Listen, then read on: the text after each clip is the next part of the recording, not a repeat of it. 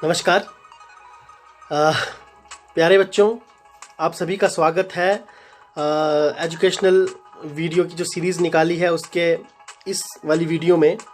आज की वीडियो रहेगी हिस्ट्री से रिलेटेड क्लास +2 के लिए, और बौद्ध धर्म का जो इतिहास है वो चैप्टर है, और सांची स्तूप जो है वो आज का सब टॉपिक रहने वाला है, यानी उसके ऊपर हम बात करेंगे। इतिहास जो है वो शुरू से ही मेरा बहुत अच्छा सब्जेक्ट रहा है, क्योंकि जो हमारे टीचर्स थे उन्होंने हमें बहुत डीपली इस चीज़ को समझाया, तो थैंक्स टू देम। और मेरी ये पहली वीडियो है इस रिगार्डिंग, तो मैं अपने सभी टीचर्स को भी ये वीडियो साथ ही साथ डेडिकेट करता हूँ। तो फ्रेंड्स, आप देख पा रहे होंगे इस वीडियो में मैं आपको जो है वो ये वीडियो ऑनगोइंग क्लास जो 12 के स्टूडेंट्स हैं उनके लिए बहुत बढ़िया है। कम्पिटिटिव एग्ज़ाम्स की जो तैयारियां कर रहे हैं उनके लिए भी इसमें कंटेंट रहेगा, और हर विद्यार्थी के ऊपर इक्वल जो फोकस है वो रखने की कोशिश रहेगी।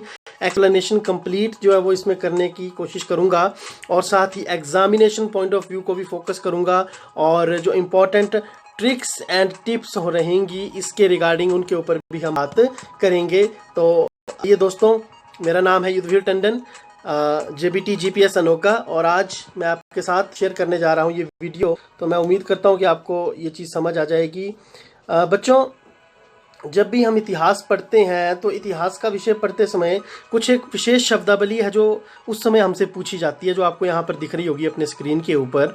तो ये पता होने बहुत ज़रूरी है हमें कि ईस्वी पूर्व क्या है, और ईस्वी क्या है, BC क्या है, BCE क्या है, क्योंकि इसमें थोड़ा सा बच्चा कंफ्यूज होता है। तो हमें ये चीज़ समझना पहले बहुत ज़्यादा ज़रूरी है। सबसे पहले बात करते हैं ईसा पूर्व BC या BCE की।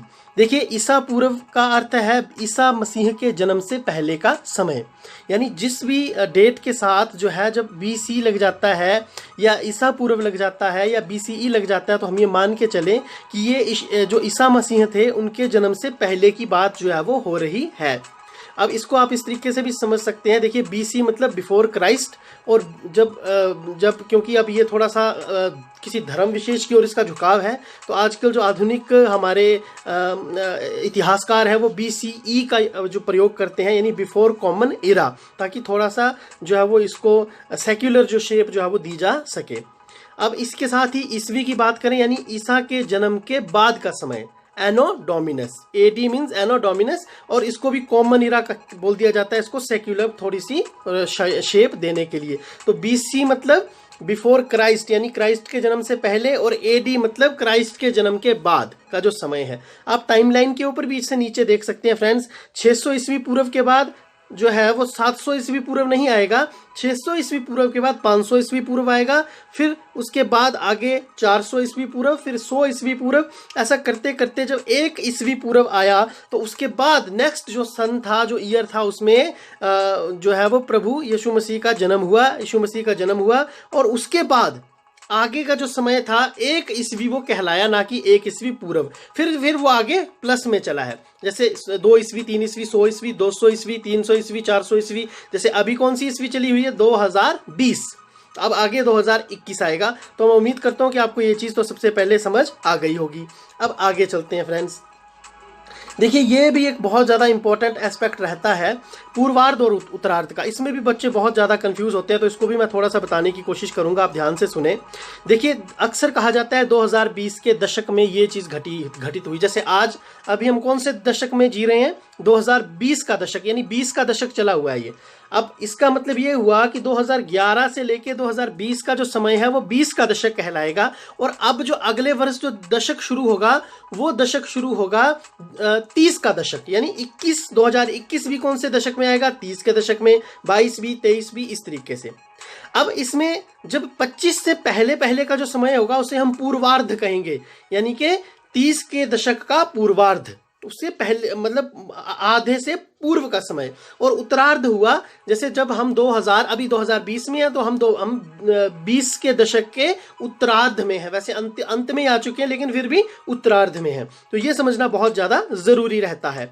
अब देखिए, दशक यानी 10 वर्षों का समय, उसी प्रकार से शताब्दी होता है 100 वर्षों का समय। देखिए, शताब्दी को आप इस तरीके से भी थोड़ा सा समझे, मैं आपको थोड़ा सा क्लियर कर दूं।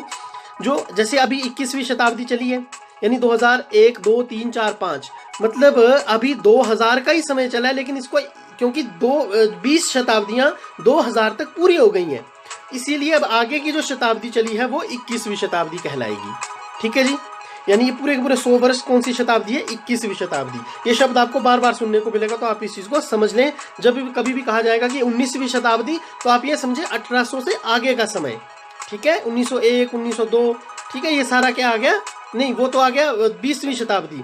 मतलब जो 19वीं शताब्दी होगी उसमें आएगा 1800 से आगे का समय। जैसे 1801, 1802, 1857 की क्रांति कब हुई? ठीक है, जैसे नीचे दिया गया है, ये हुई 60 के दशक में।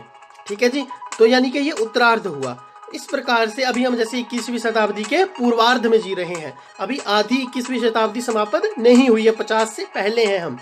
और 1970 का दशक यानी 1961 से लेके 1970 तक का समय, ये बहुत ज़्यादा यूजफुल रहेगा आपको, ना केवल इस चैप्टर में बल्कि थ्रू आउट लाइफ जो है बच्चों आप इस चीज़ को याद करेंगे। अगर आप इस चीज़ को समझ लेते हैं तो हमें भी टाइमली जो हमारे टीचर्स ने समझा दिया था, इसीलिए आज हम आपको समझा पा रहे हैं। तो ये जो कंसेप्ट्स हैं ये आई होप आपको आते होंगे, लेकिन अगर आप किसी कारणवश अभी तक नहीं सीख पाए तो इन चीज़ों को आप ध्यान में जरूर रखें। चलते हैं स्तूप के ऊपर, जो आज का हमारा मेन टॉपिक है। देखिए स्तूप क्या है? स्तूप एक पवित्र बौद्ध स्थल है। हम अक्सर बच्चे क्या करते हैं छोटी उम्रों में, वो शब्द को सुन के ही कंफ्यूज हो जाते हैं कि स्तूप पता नहीं कौन सी बीमारी आ गई। स्तूप कुछ भी नहीं है, एक ऐसी पवित्र जगह है। जैसे कई बार हमने अपने घरों में मंदिर बनाए होते हैं ना, वो भी एक पवित्र जगह है। उसी प्रकार से स्तूप भी एक पवित्र जगह है, जिन्हें चैत्य भी कहा जाता है। जैसे हम अपने मंदिरों को स्थानीय बोली में देरा बोलते हैं, जैसे देरे के पास जाना है मैंने, तो वैसे ही पर्यायवाची होते हैं हर शब्द के, तो स्तूप को चैत्य भी कहा जाता है। यहाँ पवित्र बौद्ध अवशेष रखे जाते हैं। हम अपने मंदिरों में क्या रखते हैं? हम भी वहाँ पर पवित्र जड़ी बूटियाँ रख देते हैं, कोई त्रिशूल रख देते हैं, किसी जो है वो भगवान की कोई प्रतिमा वहाँ पर रख सकते हैं, कोई तस्वीर वहाँ रख सकते हैं, धूप चढ़ाते हैं वहाँ पर हम। ठीक है, ये सारी चीज़ें मंदिरों में रहती हैं। गंगा जल रहता है, वो भी पवित्र है। तो उसी प्रकार से महात्मा बुद्ध के जीवन से जुड़ी हुई जितनी भी पवित्र अवशेष, यानी उनके साथ जुड़े हुए चीज़ें जो बची हुई हैं आज भी, वो वहाँ पर रखी होती हैं। अब इसके पीछे की थोड़ी सी स्टोरी भी आप समझ लें। महापरिनिर्वाण, जो कि इस कंसेप्ट को मैं आगे भी बताऊंगा आपको नेक्स्ट पार्ट्स में। अब ये पहला पार्ट ही है इस वीडियो का, ताकि वीडियो ज़्यादा लंबी ना हो जाए। महापरिनिर्वाण यानी कि जब सैल्वेशन, जब मोक्ष प्राप्त हो रहा था महात्मा बुद्ध जी को, तो उस समय महात्मा बुद्ध जी जो थे, उन्होंने अपने प्रिय शिष्य आनंद, ये प्रश्न कॉम्पिटिटिव एग्जाम के लिए भी बहुत इंपॉर्टेंट है, आनंद जो है वो उनके प्रिय शिष्य का नाम था, आनंद को कहा कि उनके मृत्यु के बाद जो उनके अवशेष होंगे, उन अवशेषों को पूरे विश्व में फैलाया जाए। यानी कि इससे पूरे विश्व में कहीं ना कहीं बौद्ध धर्म का जो प्रचार प्रसार था, उस लक्ष्य को साधना भी उनका लक्ष्य हो सकता है, ताकि अपनी शिक्षाओं को वो लोगों तक पहुंचा सकें, उनकी ज़िंदगी में परिवर्तन लेकर के वो आ सकें। तो इस प्रकार के बहुत से रीज़न जो है वो इसके पीछे रहे होंगे, जो कि हम आने वाले समय में जो है वो जानेंगे। आगे सांची के स्तूप के ऊपर, क्योंकि आज का जो ये हमारा चैप्टर है ये पूरा का पूरा है, तो देखिए यह भोपाल कहाँ पड़ा? मध्य प्रदेश में। और ये भोपाल से 20 मील की दूरी पर उत्तर पूर्व की ओर जो है वो एक पहाड़ी की तलहटी पर स्थित है। अब इसमें देखिए 4 दिशाएं होती हैं वैसे देखने में, मेनली उत्तर पूर्व, उत्तर, दक्षिण, पूर्व, पश्चिम। लेकिन उत्तर पूर्व का मतलब क्या हुआ कि उत्तर और पूर्व के मध्य में जो दिशा आती है। इसके ऊपर भी मैं अलग से एक वीडियो जब जियोग्राफी का सेक्शन आएगा तो ज़रूर बनाऊंगा, आप कमेंट बॉक्स में लिख सकते हैं अगर आप चाहें उस वीडियो को देखना। तो ये भोपाल में स्थित है, इतना तो आपको पता चल गया। देखिए जीके के पॉइंट ऑफ व्यू से, सामान्य ज्ञान के पॉइंट ऑफ व्यू से भी ये बहुत इंपॉर्टेंट है। आप इसको अभी से याद रखेंगे, बाद में आपको अलग से पढ़ना नहीं पड़ेगा। इसका निर्माण मौर्य काल में अशोक ने 3री सदी ईस्वी पूर्व में करवाया। ठीक है, अशोक जो थे वो मौर्य वंश से संबंधित थे, राजा थे। बिंबिसार, अजातशत्रु और अशोक, इन तीनों ने ही बौद्ध धर्म को बहुत ज़्यादा जो प्रोत्साहन है वो दिया है। तो इसी के एवज में मुझे लगता है ये भी उन्होंने जो वहाँ पर बनाया होगा। तो इसका निर्माण कार्य उन्होंने अपनी पत्नी जो महादेवी सक्या कुमारी थी, ठीक है, उनकी जो याद में है वो वहाँ पर कराया। पहले ये ईंटों से बनाया गया था, फिर बाद में शुंग काल में इसे पत्थरों से ढक दिया गया। तो ये भी हमें समझने की ज़रूरत है कि इसका 3 बार जो वो रेनोवेशन हुआ है। पहला अशोक जी ने जब बनाया तो वो ईंटों का बना हुआ था, उसके बाद शुंग काल में इसे पत्थरों से ढक दिया गया और इसका आकार जो था वो अंडाकार रहता है। फिर जो 3rd रेनोवेशन की मैं बात कर रहा था वो सातवाहन काल, शासन काल में 1ली सदी ईस्वी पूर्व। अब आप 1ली सदी ईस्वी पूर्व को रिलेट कर लें, यानी क्राइस्ट के जन्म से 1 वर्ष पहले। ठीक है, सातवाहन शासन काल में पहली सदी ईस्वी पूर्व में चारों ओर जो है वो प्रवेश द्वार बनाए गए, इन्हें तोरण कहते हैं। देखिए कितना संबंध है हमारी संस्कृति में। आज भी हमारे घरों में जो है वो हमारे जब शादियां होती हैं, अब विशेष रूप से चंबा की मैं बात करूं तो यहाँ पर जो दरवाजे लगाए जाते हैं उस समय लकड़ी के, शादी के समय, उनको तोरण ही कहा जाता है। तो देखिए शब्द कहाँ से कहाँ पहुँच जाते हैं हमें पता ही नहीं चलता है। तो ये चीज़ भी हमें ध्यान रखनी ज़रूरी है। कहीं ना कहीं हमारी जो संस्कृति है वो सच में अपने होने का सबूत स्वयं ही देती है। इस स्तूप में कहीं भी महात्मा बुद्ध को मनुष्य रूप में नहीं दिखाया गया है। सबसे बड़ी बात, ये एक जीके का प्रश्न है, ये आ सकता है किसी भी कॉम्पिटिटिव एग्जाम में, छोटे से बड़े एग्जाम में, कि महात्मा बुद्ध सांची स्तूप में कहीं भी मनुष्य रूप में नहीं दिखाए गए हैं, उन्हें वहां प्रतीकों के रूप में दिखाया गया है। और वो प्रतीक क्या है? चिड़िया, तोते, धर्मचक्र, इस तरीके की चीजें वहां पर हैं। और ना ही वो कभी अपने जीवन काल में सांची स्तूप गए थे, सांची जगह पर गए थे। लेकिन आज देखिए वो कितना बड़ा स्थल है बौद्ध धर्म का। तो इस तरीके से वही बात है, जहां वो नहीं भी गए वहां भी पर भी बौद्ध धर्म पहुंच सके, इसी पर्पज से ये स्तूप जो है वो बनाए गए थे। जैसा कि मैंने पहले भी आपको बताया, उन्होंने अपने प्रिय शिष्य से भी इस संबंध में जिक्र जो था वो किया था। अब मेजर अलेक्जेंडर कनिंघम ने 1850 में इस पर शोध किया और भिलाई टॉप्स नामक पुस्तक जो है वो लिखी। इसके बाद 1850 फिर वही, यानी कि कौन सी सदी में? 19वीं सदी में। 18 सदियां पूरी हो चुकी थी और 19 सदी के बिल्कुल मध्य में लिखा था, ना उत्तरार्ध ना पूर्वार्ध, बिल्कुल मध्य में। इसकी खूबसूरती को देखते हुए फ्रांसीसियों व अंग्रेजों ने शाहजहां बेगम से इसे अपने देश ले जाने की अनुमति मांगी, पर बेगम ने उन्हें प्लास्टर प्रतिकृतियां ही देकर संतोष करने को कहा। तो ये बहुत बड़ी बात है कि उन्होंने नहीं दी, तभी आज ये बचे हुए हैं। उनकी उत्तराधिकारी सुल्तान जहां बेगम ने इसके संरक्षण के लिए बहुत काम किया और 3 वर्षों तक जॉन मार्शल ने जो यहाँ पर शोध कार्य किया, उसका जितना भी खर्च रहा वो सारा का सारा बेगम ने स्वयं उन्हें दिया। 1914 में द मॉन्यूमेंट्स ऑफ सांची और 1923 में कंजर्वेशन मैनुअल प्रकाशित किए गए जॉन मार्शल के द्वारा, और इन सब में को समर्पित किया उन्होंने सुल्तान जहां बेगम को। अब आप समझ सकते हैं 1914 मतलब 20वीं सदी यहां से शुरू हुई है, हो चुकी है।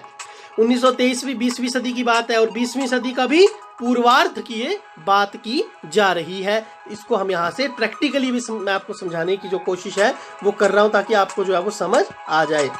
सांची स्तूप का संरक्षण देखिए 1989 की बात है, यूनेस्को द्वारा इसे विश्व धरोहर स्थल घोषित किया गया है। ये हर कॉम्पिटिटिव एग्जाम के लिए बहुत ज़रूरी चीज़ है, वर्तमान समय के साथ जुड़ा हुआ एक प्रश्न है। और इसके आज तक बने रहने व संरक्षित रहने में शाहजहां व बेगम, सुल्तान जहां, शाहजहां बेगम व सुल्तान जहां बेगम के विवेकपूर्ण निर्णय शामिल हैं। यानी कि ये 2 नाम भी आपको याद रखने पड़ेंगे सांची स्तूप के संदर्भ में। इसका दूसरा कारण यह भी है कि शायद ये स्तूप किसी ठेकेदार या अधिकतम लोगों की नज़र से बचा रहा, तभी भी ये संरक्षित है आज तक। तो यह भारत की पत्थर से निर्मित सबसे पुरानी स्थलाकृति जो है वो मानी गई है। तो ये थी आज की वीडियो फ्रेंड्स। बच्चों, आगे की वीडियो में अगर आपको पसंद आती है ये वीडियो, आप देखना चाहते हैं जल्दी से जल्दी अगली वीडियो को, तो कमेंट बॉक्स में बताएं।